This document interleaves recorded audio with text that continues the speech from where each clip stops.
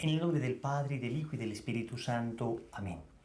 Acepta, querida Madre y Reina mía, toda mi persona y cuanto con la gracia de tu querido Hijo he podido hacer de bueno. Yo mismo no soy capaz de conservarlo, dadas mi debilidad e inconstancia, y la forma en que me combaten continuamente mis enemigos espirituales. Pero todos los días caer por tierra los cedros del Líbano, y convertirse en aves nocturnas las águilas que volaban en torno al sol. 1000 justos caen a mi izquierda y 10.000 a mi derecha. Mas yo confío en ti, mi poderosa y más que poderosa Madre. Tenme que no caiga, conserva mis bienes que no me saqueen, protege en mí la vida divina, defiende a quien a ti se ha consagrado. Yo te conozco bien y en ti confío, eres la Virgen fiel a Dios y a los hombres, que no dejas perder nada de cuanto a ti se confía. Eres la Virgen poderosa, nadie podrá hacerte daño, ni perjudicar tampoco a los que tú amas. Amén. En el nombre del Padre, y del Hijo, y del Espíritu Santo. Amén. ¿Quién como Dios? Nadie como Dios. Un saludo para todos en el Señor. Vamos a tener una charla con un nombre que a primera impresión podrá impresionar. La hemos querido titular así: ¿por qué no basta con orar? ¿Por qué no basta con orar? Y digo que a primera impresión podría impresionar este nombre porque efectivamente si entendemos adecuadamente el valor de la oración, casi que podemos resumir todo en la vida espiritual a la oración. Casi que podemos decir que la oración lo es todo en la vida espiritual.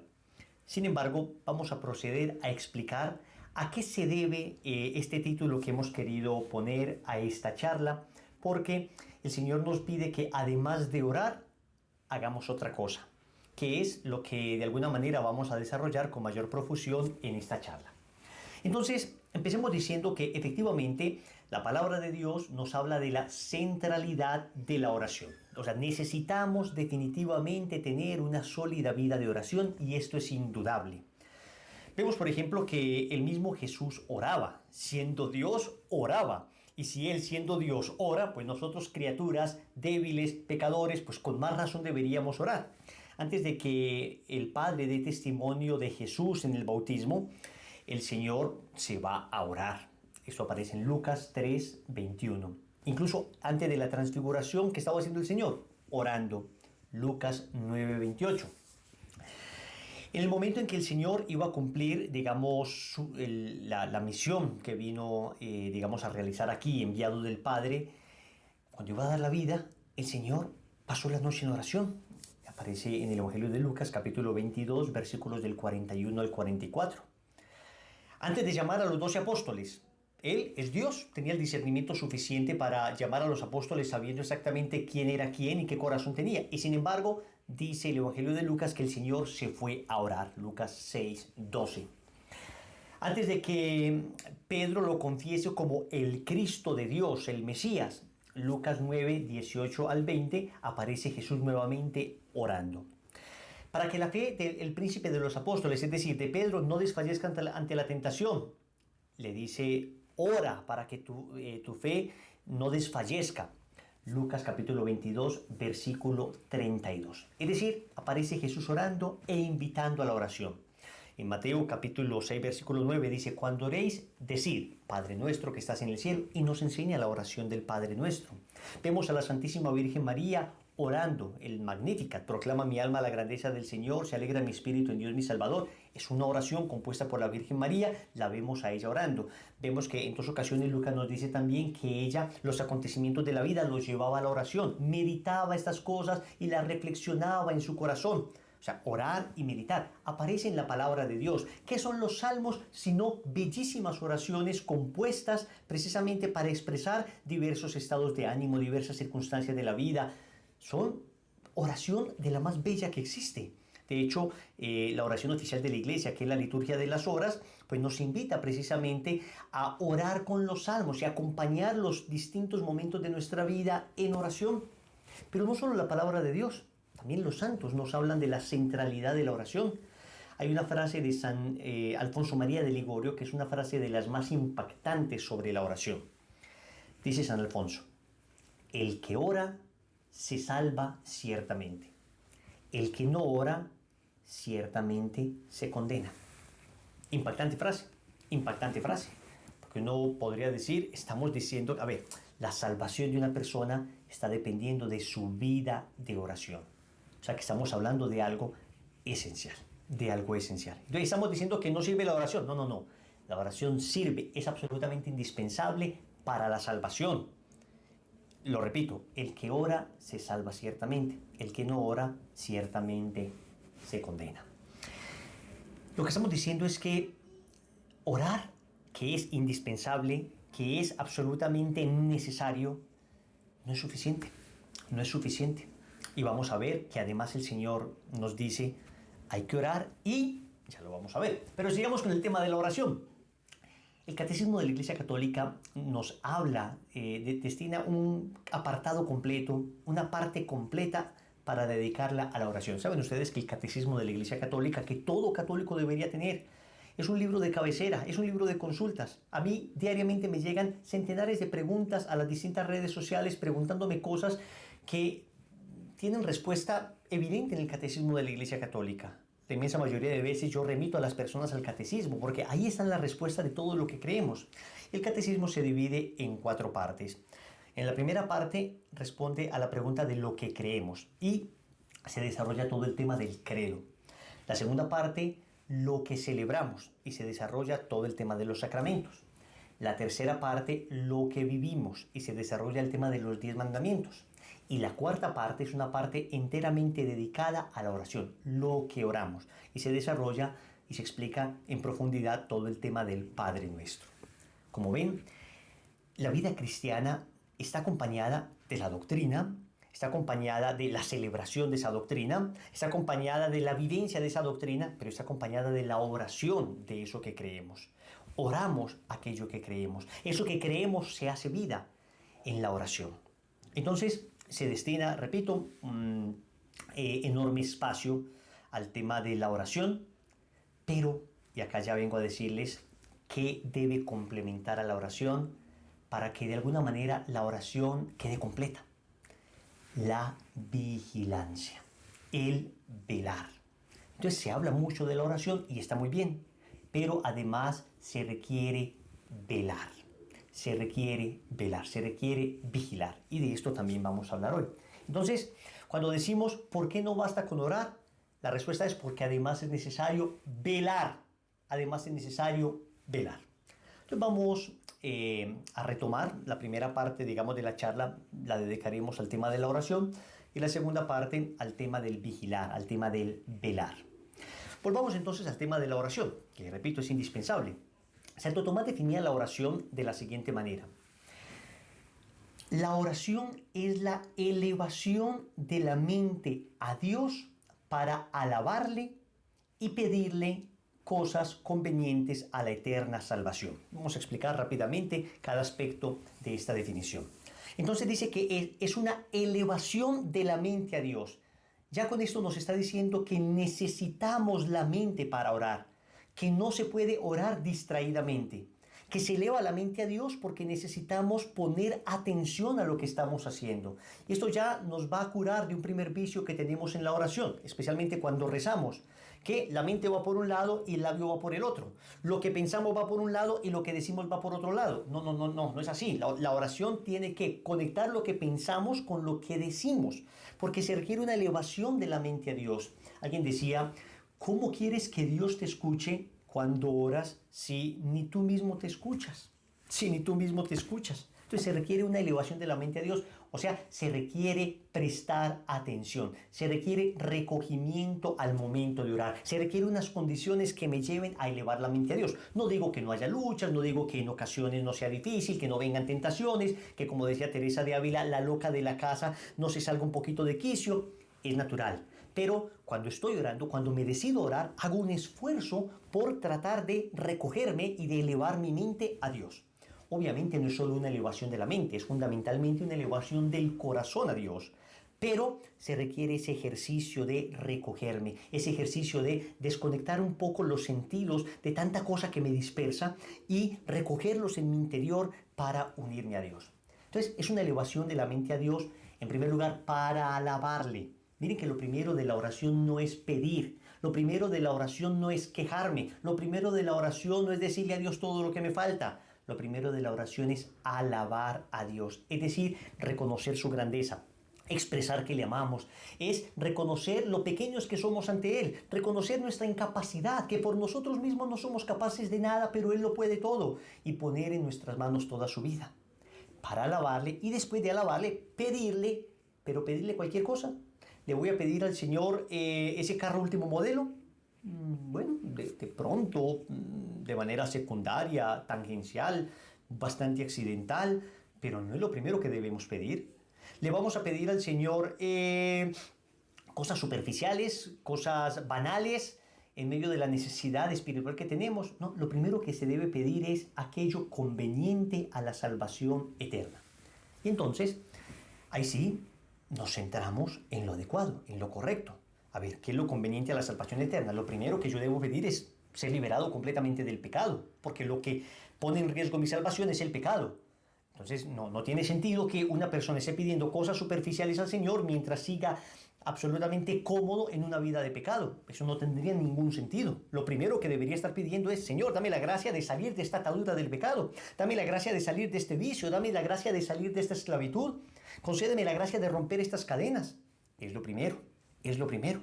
Pedirle al Señor lo conveniente a mi salvación. Y después, si este trabajo, este carro que me quiero comprar, esta casita que me quiero comprar, que no está mal pedir esto. Además, no solo somos seres espirituales, pues tenemos materia, necesitamos subsistir, necesitamos en qué movilizarnos, necesitamos un techo, necesitamos comer. Hombre, qué sensato esto. Pero, atentos, primero lo primero, primero lo primero. Si todo esto me conviene a la salvación, le digo al Señor, te lo suplico. Eso sí, si me conviene para la salvación. Wilson, ¿cómo así? Pero yo sé que este trabajo me conviene para la salvación. A ver, venga, no sabemos. Esto es bastante complejo porque resulta que efectivamente hay cuestiones que le pedimos a Dios, pero pues requieren un esfuerzo humano. Y Dios no va a hacer por ti lo que tú puedes hacer por ti mismo. La gracia no sustituye la naturaleza, la perfecciona, la eleva, pero no la sustituye. Señor, yo te suplico que me ayudes a ganar el examen. Buena plegaria, pero eso no significa que voy a dejar de orar. Eso no significa, que voy a dejar de estudiar. Eso no significa que confiaré todo porque la gracia lo hará todo. La gracia actúa sobre la naturaleza bien dispuesta. Entonces, estudio, me esfuerzo, trabajo para el examen, para conseguir la casita. Le digo al Señor, si es tu voluntad, concédemelo. Es decir, facilítame los medios, dame las oportunidades, dame la capacidad, dame la entereza, dame el recogimiento para hacerlo adecuadamente, dame el trabajo para poderlo conseguir.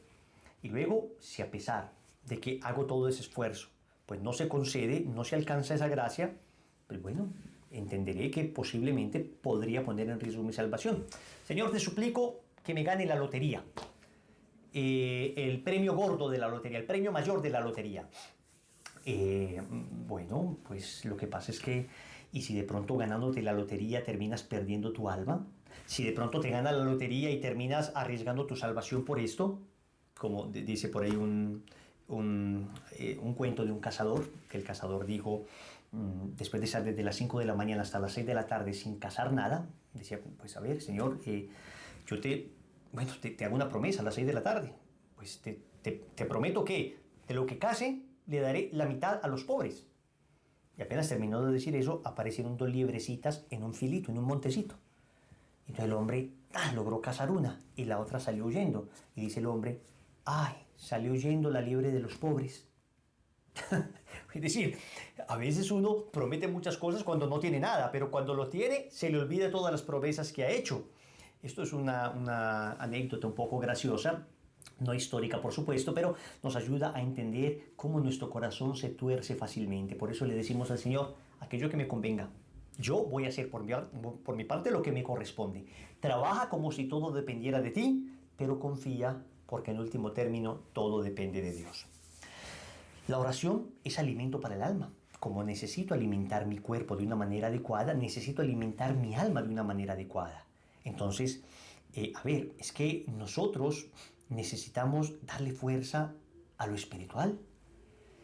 Vemos que hoy tenemos personas bastante fuertes en el cuerpo, pero bastante débiles en el alma, con fuerzas físicas extraordinarias, pero con débiles voluntades y con débiles criterios. Necesitamos nutrir lo espiritual, necesitamos nutrir la voluntad, necesitamos nutrir el entendimiento, necesitamos poner más cuidado a lo que entra a nuestra cabeza, a lo que entra a nuestro espíritu, a los sentimientos que nos afectan, que incluso a la comida que ingerimos. Repito, no está mal cuidarnos, está muy bien, cuidémonos físicamente, pero atentos, no nos descuidemos espiritualmente. ¿Y cómo nos alimentamos espiritualmente? Con la oración, con la oración.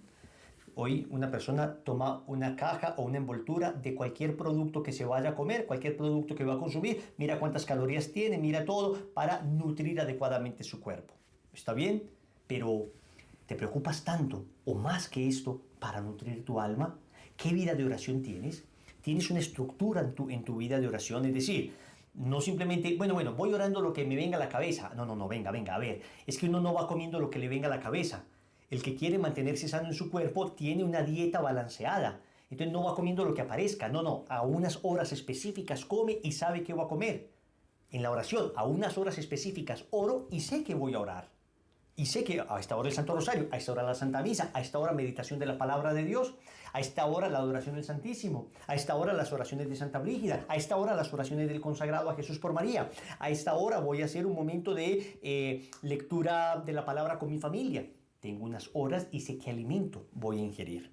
Entonces la oración es alimento, la oración es amor, porque con la oración amo a Dios, porque al orar lo primero que hago es conectarme con Dios, conectarme con mi Creador.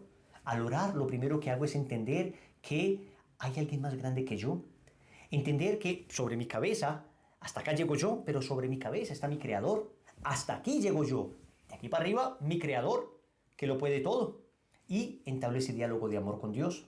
Pero también no solo es amor a Dios, sino amor al prójimo, porque cuando oro, entonces me lleno de la fuerza que necesito para poder amar. Hermanos, a veces amar no es fácil. A veces amar implica enormes sacrificios. A veces amar implica tremendas incomodidades. Y seamos sinceros, en el baúl de nuestras propias fuerzas en ocasiones no encontramos los motores, los alicientes. No encontramos la vitalidad para poder amar en medio de dificultades, para poder tener caridad cuando a veces esta se nos presenta difícil de cumplir. De la oración es que tomamos la fuerza para amar al prójimo, para ser mucho más compasivos, para soportar con paciencia los defectos de los demás, para extender la mano del que lo necesita, incluso cuando esto me incomode, para tener compasión de los otros. A veces no somos más compasivos porque oramos poco. Si tuviésemos una mayor vida de oración, tendríamos una mayor compasión, nos identificaríamos con Cristo. En ese orden de ideas, orar no solo es amar a Dios, no solo es amar al prójimo, pero también es amarme a mí de la mejor manera. Porque qué mejor manera de amarse que disponerse para la salvación eterna, que hacerlo todo para la salvación eterna. Y no me refiero que la oración solamente trae consigo paz, tranquilidad, serenidad interior, unidad interior, recogimiento, esta sensación de armonía. Efectivamente lo trae la inmensa mayoría de veces. En ocasiones también la oración es una lucha, debemos decirlo. Cuidado con esa corriente de la nueva era que nos ha hecho pensar que oración es solo armonía y paz. No, oración también será lucha en ocasiones, porque la oración será un diálogo con Dios en el que Dios me estará diciendo: hey, hay que salir de este pecado, esta injusticia no la sigas cometiendo, estás tratando muy mal a tus hijos, estás siendo muy injusto con tus empleados. Bueno, la oración a veces también es combate. Pero más allá de la paz que puede generar la oración me enseña a amarme adecuadamente, porque, repito, si de la oración dependerá mi salvación, entonces por supuesto que orar es amarme. Orar es amarme y amarme de la mejor manera. Orar es protegerme. Orar es protección también. Y la oración es protección toda vez que hay salmos incluso que me hablan de la oración de protección. Salmo 91. El que vive bajo la sombra del Altísimo y Todopoderoso dice al Señor: tú eres mi refugio, mi castillo, mi Dios en quien confío. Solo Él puede librarte de plagas ocultas y trampas ocultas y plagas mortales, pues te cubrirá con sus alas y bajo ellas estarás seguro. Su fidelidad te protegerá como un escudo. No tendrás miedo a los peligros nocturnos, ni a las flechas lanzadas de día, ni a las plagas que llegan con la oscuridad, ni a las que destruyen a pleno sol. 1000 caerán justos a tu izquierda, 10.000 a tu derecha, pero a ti nada te pasará. Solamente lo habrás de presenciar. Verás a los malvados recibir su merecido, ya que has hecho del Señor tu refugio, del Altísimo tu lugar de protección. No te sobrevendrá ningún mal, ni la enfermedad llegará a tu casa, pues Él mandará que sus ángeles te cuiden por donde quiera que vayas, te levantarán con sus manos para que tu pie no tropiece con piedra alguna. Podrás andar entre leones, monstruos y serpientes.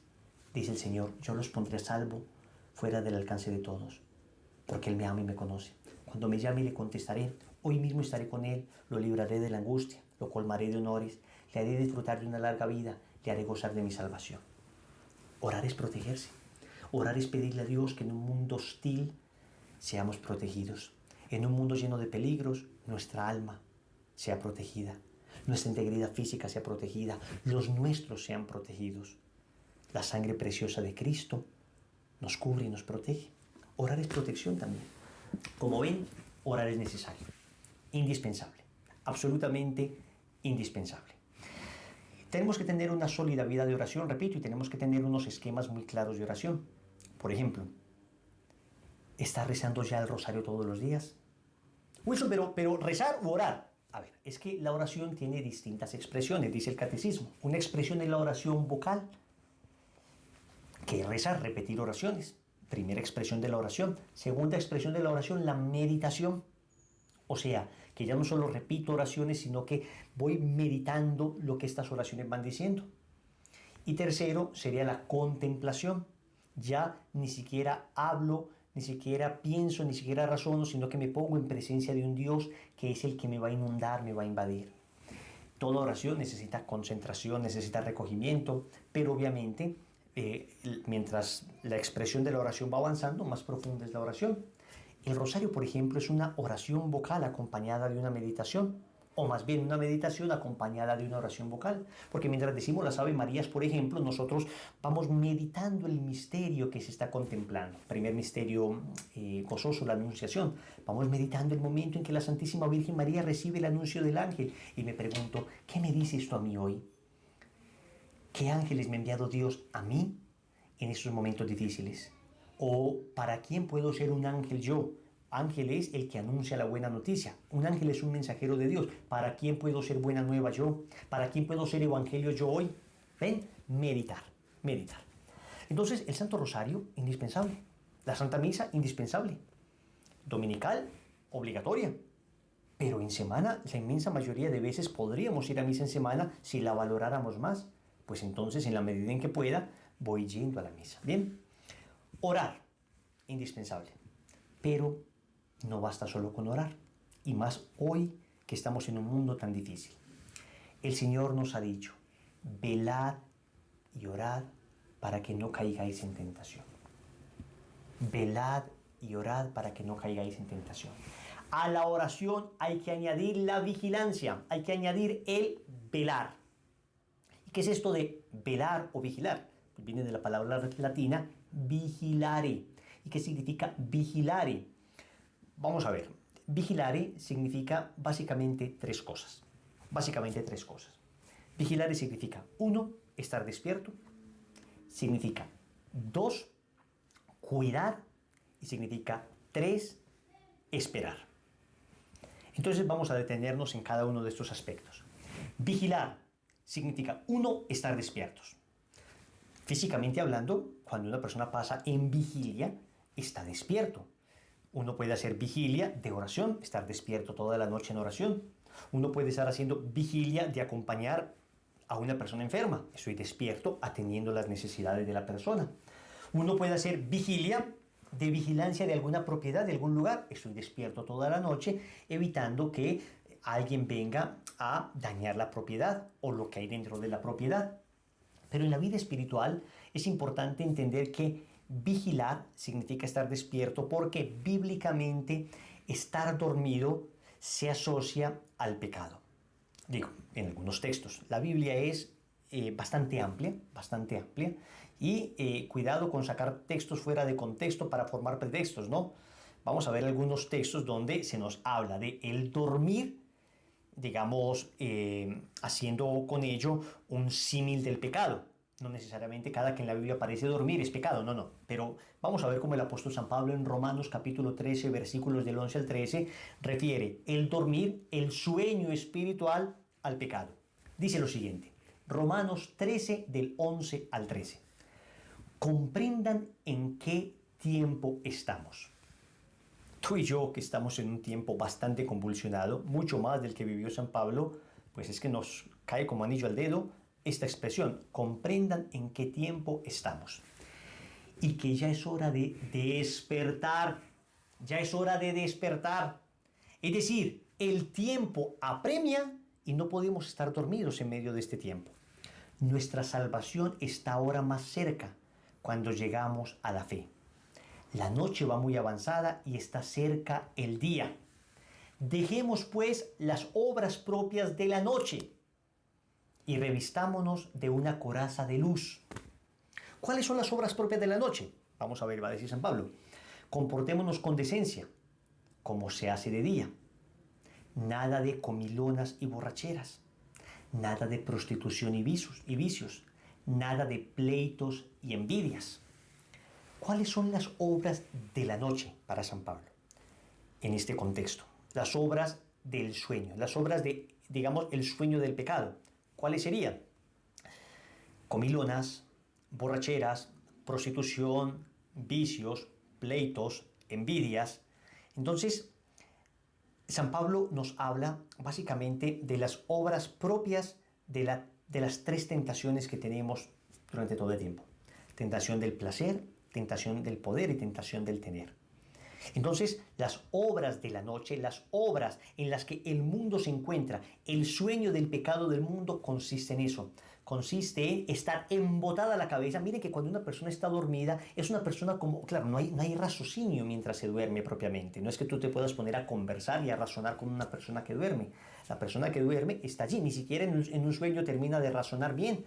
La persona que duerme está allí, como dejando pasar el tiempo, como a merced de la oscuridad. Entonces, hay gente hoy embotada, la mente embotada en el sueño del pecado. Y el sueño del pecado significa eso, en el sueño del placer, del poder y del tener. Miren que todo esto, de alguna manera, adormece la gente. Adormece la gente. ¿Cuántas personas se me acercan a decirme: Wilson, es que yo no soy capaz de salir de este vicio de las drogas? Es que como que no termino de entender por qué está mal. Es que me esfuerzo y como que lo termino justificando. El placer que te produce consumir termina haciéndote justificar un pecado, un vicio. Ese hombre que se me acerca a decirme: Wilson, es que yo en este momento pues tengo a mi esposa, la amo, sé que es una buena mujer, pero tengo otra mujer y como que mi corazón está dividido y no sé qué debo hacer. A ver, ¿cómo que no sabes qué debes hacer? Es evidente lo que debes hacer. Más bien dime: no soy capaz de hacer lo que debo hacer. Pero no, es que hoy, escúchenme bien, pareciera que el mundo ya no sabe distinguir entre el bien y el mal. Ya no sabe distinguir entre luz y oscuridad, por eso está embotada la mente. A nuestros papás y abuelos les tocó una época donde bien y mal eran clarísimos. Esto es lo bueno y esto es lo malo, clarísimo. Ahora, que no hicieran el bien o hicieran el mal, era distinto, ¿eh? Es decir, aún sabiendo que era bueno y que era malo, pues uno podría terminar haciendo el mal y dejando de hacer el bien. Pero ¿saben cuál es el problema de hoy? Que el mundo está en un sueño de pecado tal que es que ni siquiera termina de saber qué es lo bueno y qué es lo malo. Hoy, por ejemplo, resulta que es malo defender la vida del no nacido desde el vientre. Ahora resulta que los que lo hacen están yendo contra derechos humanos. Ahora resulta que los que defienden el matrimonio entre hombre y mujer, tal como Dios lo estableció, lo que aparece como natural, lo que ni siquiera pongámosle religión a esto, lo que favorece a la subsistencia de la prole, de la raza humana, el que defiende esto resulta que ahora es el que está haciendo lo malo, el que está limitando libertades. No sabemos ya qué es lo bueno y no sabemos qué es lo malo. Esto de la ideología de género. Perdimos la noción de lo que la misma naturaleza nos enseña. Ni siquiera tienes que creer en Dios para ver lo que es evidente, lo que la naturaleza enseña. Muy bien, estamos ante una situación de sueño, a una situación donde nuestra mente está embotada. Miren lo que dice 1 Tesalonicenses capítulo 5 versículos del 6 al 7. Así pues, no durmamos como los demás. O sea, tú y yo como católicos tenemos que despertar, tenemos que estar despiertos, tenemos que estar en vigilia mientras todos duermen. Si no, velemos y seamos sobrios. Velar significa eso, esa sobriedad. Mientras todo el mundo está en las extravagancias del sueño, nosotros estamos en la sobriedad del velar. Pues los que duermen, de noche duermen, y los que se embriagan, de noche se embriagan. San Pablo está haciendo un símil acá de lo que sucede en las noches. Desafortunadamente hay que decir que en las noches suceden muchos pecados que en el día no se cometerían. La oscuridad de la noche propicia mucho el pecado. No digo que la noche sea más santa o menos santa, sino que pues, lo que tenemos es que las noches se prestan para mayores cantidades de pecados, atracos, digamos las fiestas nocturnas, las orgías. Muy bien. San Pablo dice, pues es que hay gente que se emborracha de noche y así como hay una noche física, también hay una noche espiritual en el alma. Ese sueño espiritual del alma. Entonces, atentos.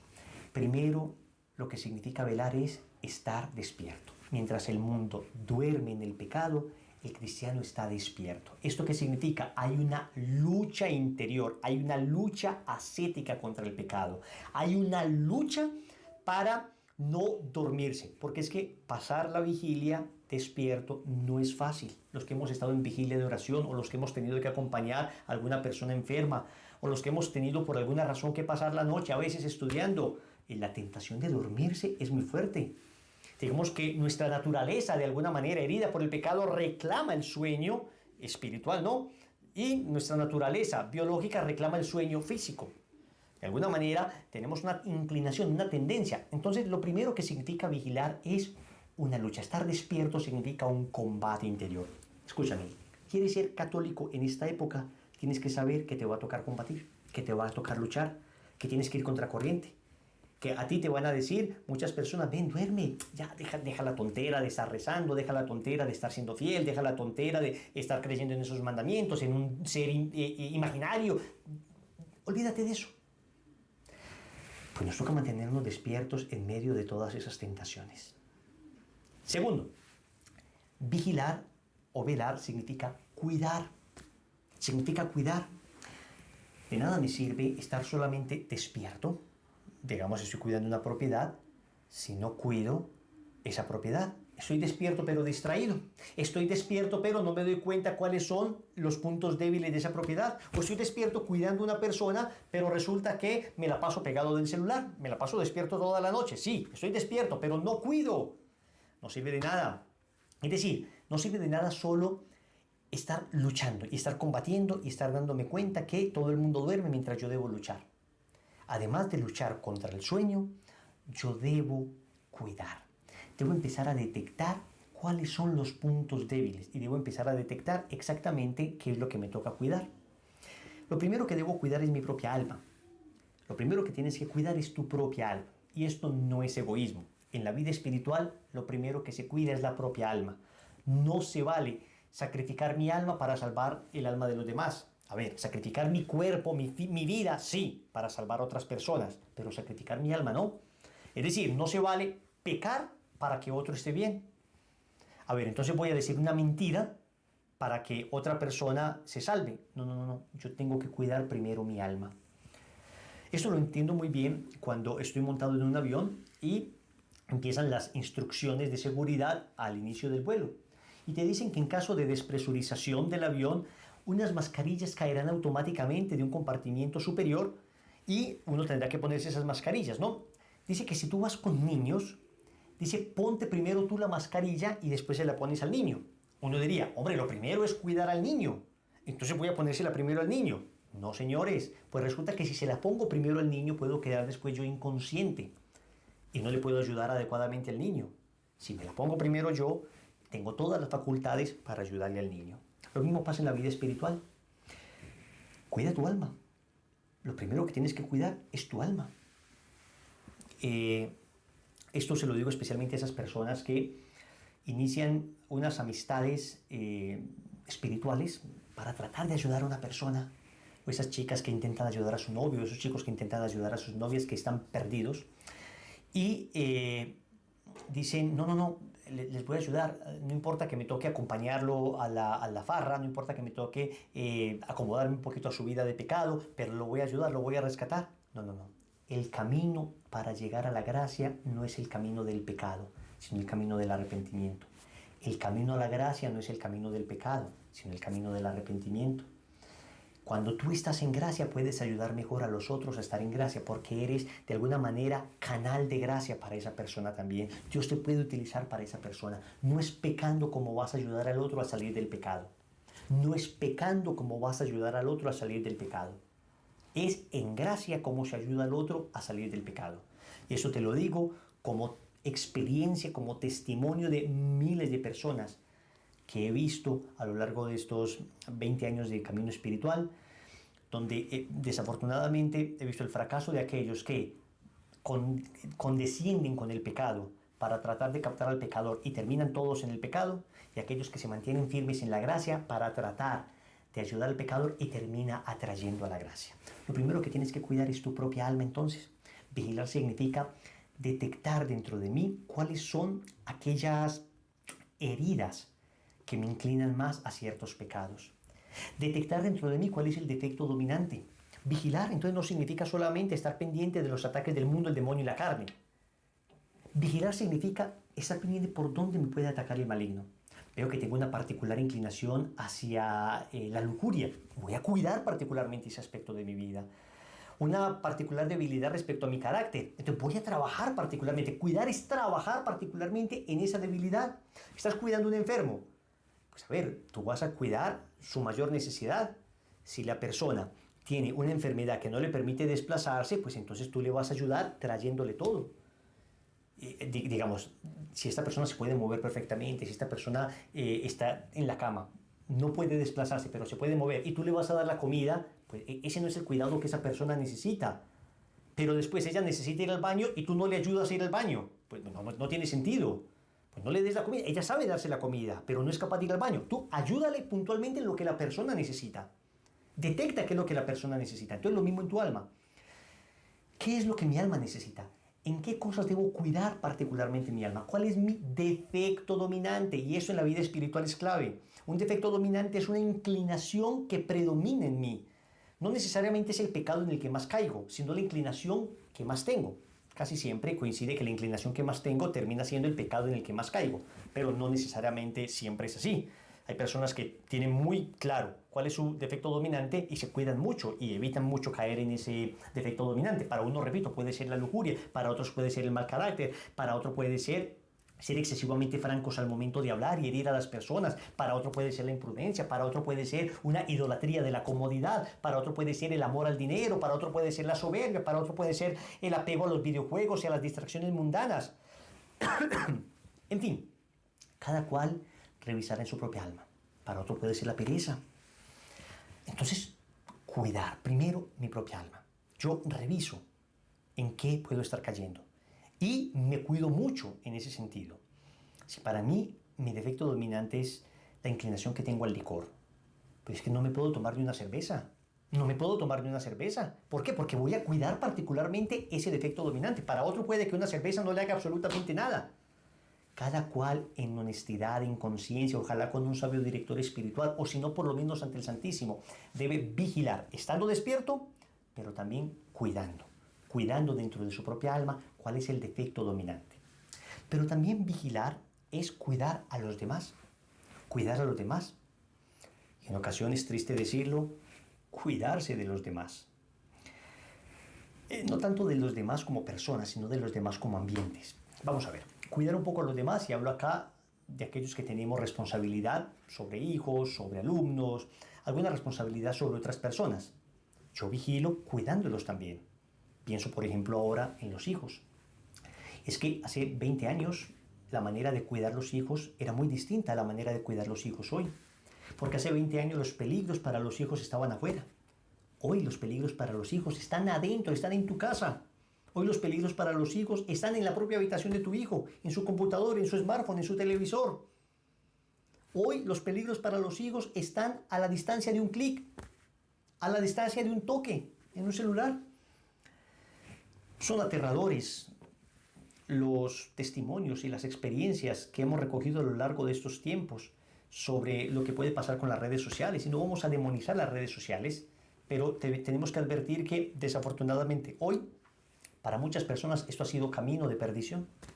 En sí mismas no son malas, pero como hay de todo, muchas veces la persona que es débil en su corazón termina yéndose hacia lo peor. Lo que ha habido de estafas, lo que ha habido de abuso infantil, lo que ha habido de prostitución infantil, lo que ha habido de imágenes obscenas, de pornografía, lo que ha inducido esto a ideologías perversas, a niños, y los papás no están vigilando. Oramos mucho en familia, pero no vigilamos, no están vigilando. No estás pendiente de cuáles son las cosas que están viendo tus hijos. Es que ni lo entiendes. Y dices, hasta te ufanas de decir, no lo entiendo. No, esto no puede ser así. Un papá responsable, un tutor responsable, un profesor responsable está pendiente, está vigilando, está cuidando lo que sucede. Y con eso no estoy diciendo limitando libertades y envolviendo en una burbuja a aquellos que cuidamos. No, pero estoy diciendo cuidar. Estoy diciendo cuidar. Escuchen bien, aprender de alguna manera a madurar la libertad de estas personas.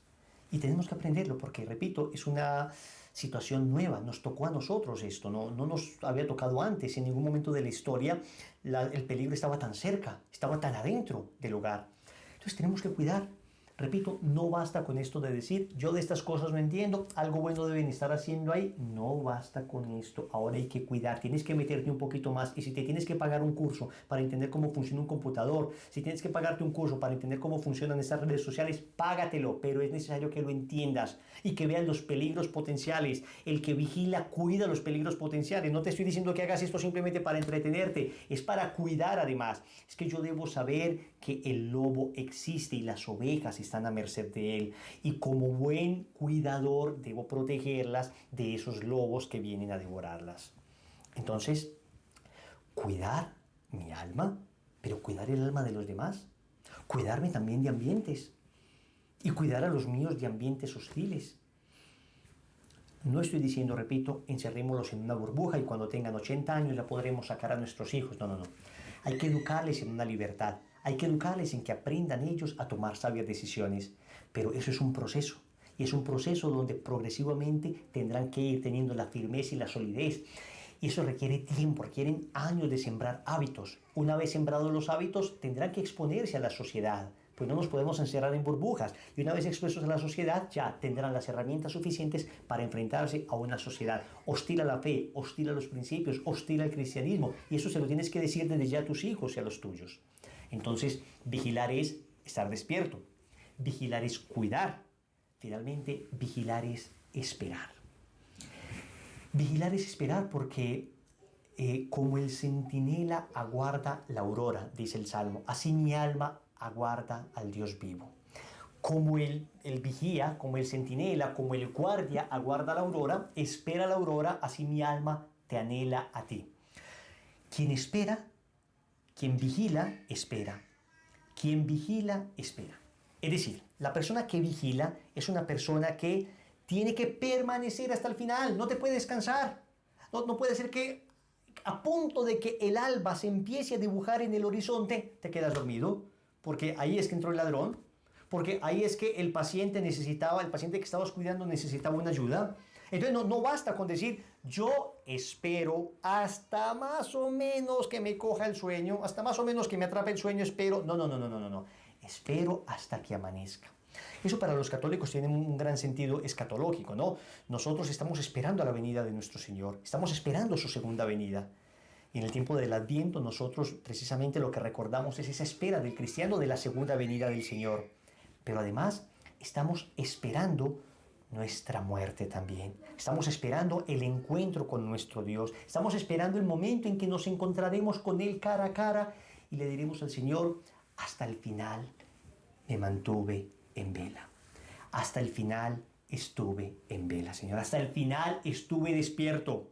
No fue fácil, fue una lucha tremenda, pero cuando brille finalmente el rostro del Señor sobre aquel que supo esperar, podremos decir, valió la pena. Valió la pena permanecer despierto. Valió la pena tal sacrificio. Valió la pena tal esfuerzo. Queridos hermanos, no basta solo con orar. Además, hay que vigilar. Podríamos decir como conclusión que en realidad quien ora bien, vigila. Quien sabe orar, vigila. Y en ese sentido podríamos decir, sí basta con orar, siempre y cuando la oración comprenda la vigilancia. Pero para aclararlo y para llamarles un poquito la atención, hemos querido llamar esta charla así. No basta solo con orar, hay que vigilar. Te quiero invitar para que cierres tus ojos un instante y le digamos juntos al Señor, aquí estoy, Señor, ante ti. Sé orar poco y sé vigilar poco. Reconozco mi incapacidad para orar y todavía mi ineficiencia para vigilar. Pero Señor, de ti procede la fuerza que necesito. De ti procede ese espíritu que me enseña a orar con gemidos inenarrables. Como no sé pedir, tú envías tu espíritu para que pida a través de mí. Y de ti procede la fuerza que necesito para permanecer despierto, para cuidar mi alma y la de los demás y para esperar, Señor, para esperar tu triunfo. Sé, Señor, que pareciera en ocasiones imposible seguir soportando. Sé que el mundo en ocasiones se nos presenta tan hostil que corremos el riesgo de la desesperanza, de la desesperación, pero en ti, Señor, creo, en ti espero y en ti confío. Sé que todo está bajo control. Sé que tú escribes, Señor, historia de salvación aún a través de estos acontecimientos difíciles y aún a través de este momento duro que nos tocó de la historia. Pero allí donde abunda el pecado, sobreabunda la gracia. Gracias, Señor, y a ti, Madre Santísima, te suplico, tú que supiste orar y esperar, orar y velar, tú que supiste ser fiel aún en la hora aciaga, aún en la hora difícil, a ti te pido, Madre Santísima, me cubras con tu manto y me concedas, me alcances de Dios la gracia de orar y velar para no caer en la tentación. Amén. En el nombre del Padre, y del Hijo, y del Espíritu Santo. Amén. Que Dios les bendiga y que la gracia de Dios sea con ustedes. Bendiciones.